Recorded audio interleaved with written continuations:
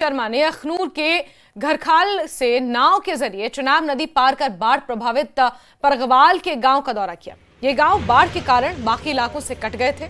दौरे के दौरान उन्होंने प्रभावित परिवारों से मुलाकात की और भरोसा दिलाया कि बीजेपी हर संभव मदद और सहयोग देने के लिए प्रतिबद्ध है।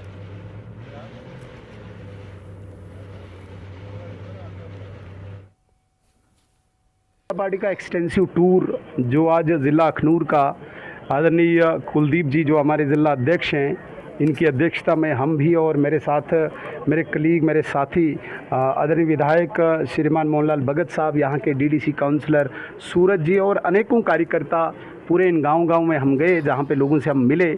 एक बहुत बड़ा इशू है जो ये एरिया जो डिस्कनेक्ट हुआ है इस गढ़खाल में, इस पॉइंट पे, जिससे लोगों में क्राई ह्यू एंड क्राई मची हुई है।